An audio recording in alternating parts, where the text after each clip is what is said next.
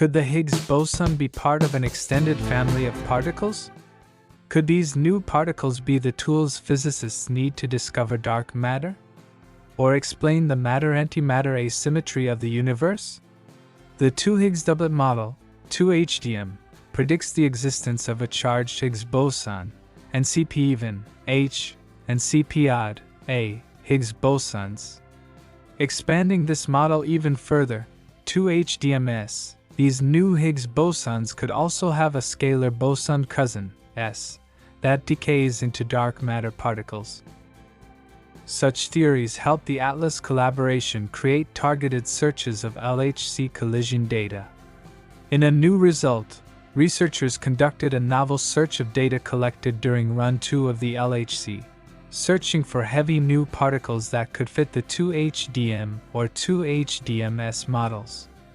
One tested hypothesis considered whether another new scalar particle, R, could decay into H and S bosons, and thus interact with dark matter particles. They also tested whether the new H boson could be a source of matter-antimatter asymmetry. For the first time, researchers considered cases where the new particles decay into Z bosons, leaving a signature in the ATLAS detector with 4 leptons, electrons or muons, and missing transverse energy. See event display above.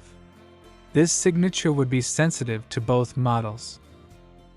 The primary source of background in this study arises from the standard model production of a Z boson pair decaying into leptons. To distinguish signal from background, physicists focused on a 4-lepton invariant mass distribution above 200 GeV, which is large enough that 2 Z bosons can be produced.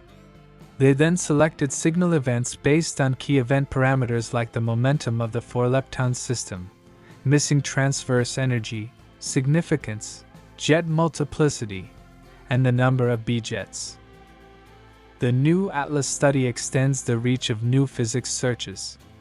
The allowed region of the 2HDM model was further restricted, and the 2HDMS model with the R extension was tested for the first time ever. Results of the study revealed no significant deviation above standard model backgrounds. Consequently, the findings were translated into upper limits at a 95% confidence level on the cross-section times the branching ratio of heavy resonances.